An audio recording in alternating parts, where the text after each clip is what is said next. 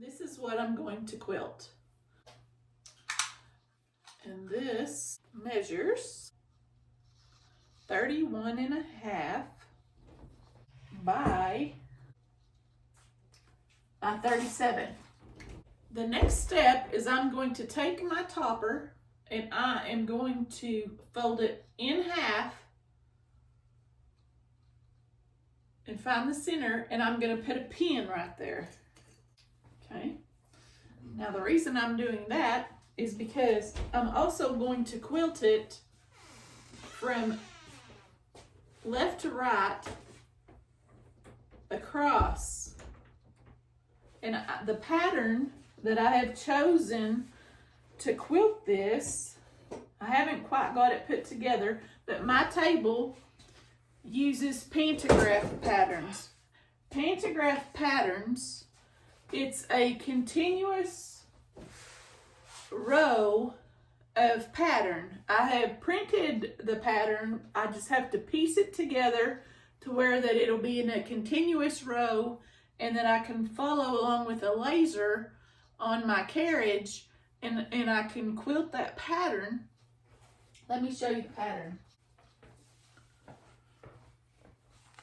I'm doing a Christmas quilt, and so it's a Christmas tree. Actually, the quilt top is actually a Christmas tree also. So this is the pattern.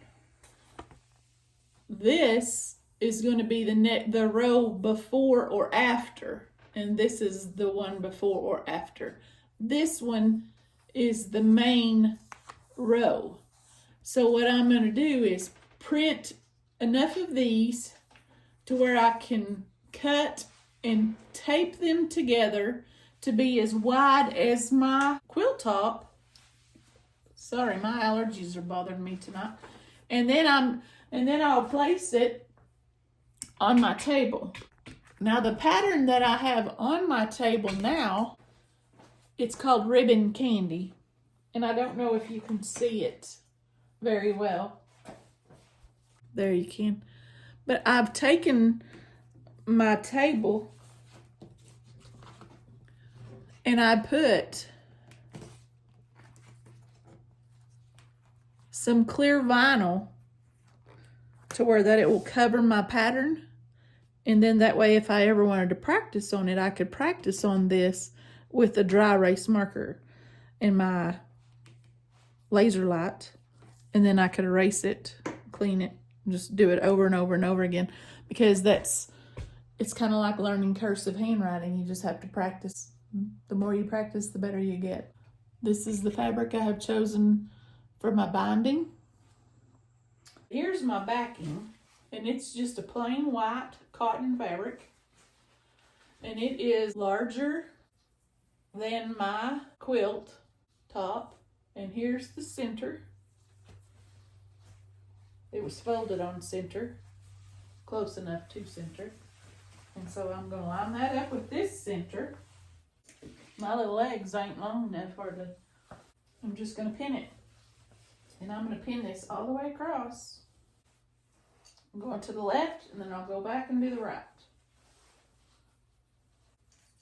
Now there is no top or bottom to this fabric because it's the same on both sides.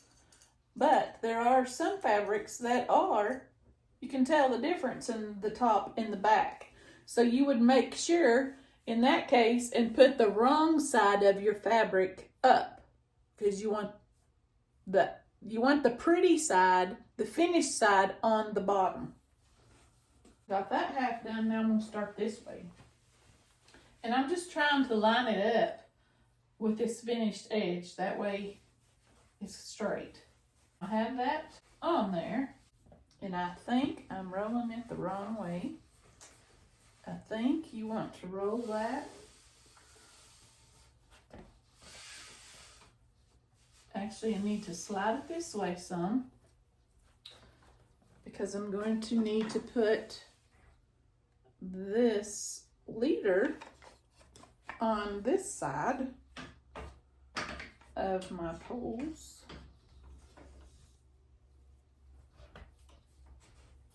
And so you want to make sure that you get all your wrinkles out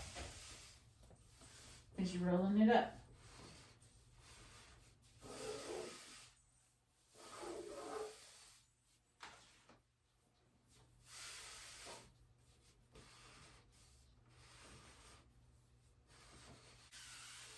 Because you want it to lay as flat as possible.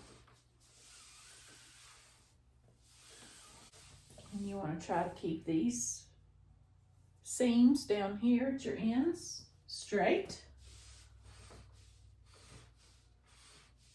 That means you're rolling it up straight. And I have it. And then this one is, which row? This is my top roll. I'm not sure how I'm supposed to put these together. I may have to refresh my memory and watch a video.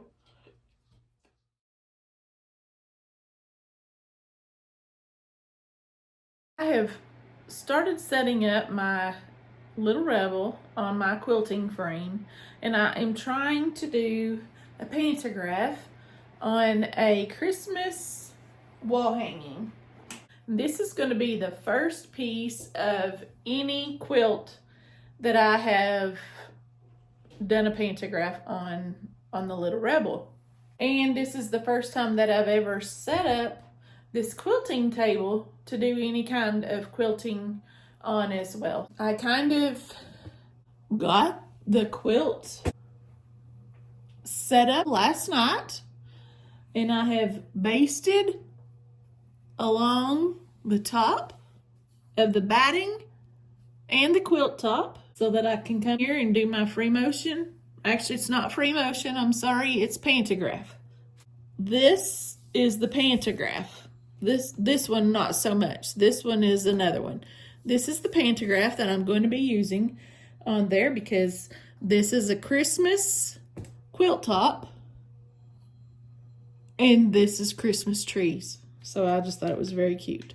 I've got my ends on and I've got my machine, and then this is my laser, and I'm not sure how I should actually get this to work on here, because this is just kind of a setup that I did. I think maybe some Velcro might be better here, or I might just splurge and get the GraceCompany's laser. I will be able to do the first row and the main row. So, but I just need to find out where, and I'm going to place that right there. And I need this to go and start right there. So let's see if I can figure this out here. Okay, so I'm going to try that right there. And I'm pulling my bobbin thread and just going to make a few stitches. And I need to change this off of based. A word of advice that I was given last night on a video, and it said to not even change your machine to basting, because if you ever forget, then you have basted your machine where you were supposed to be quilting, and then you have to rip it all out. So this guy that I was watching, he said he never changes his basting to basting stitch. He just does it on a regular stitch. So I need to increase that to my sewing stitch, and I'm going to put on 2.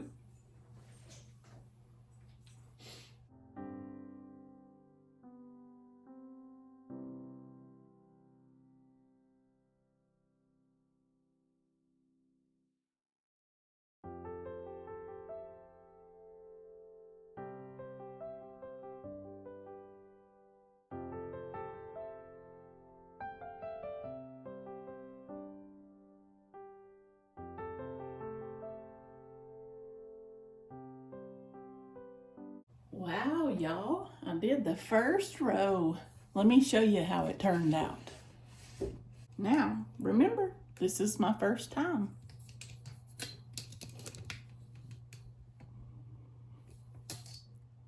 Can you see my stitches? We're going to start on the second row. I need to cut this tail.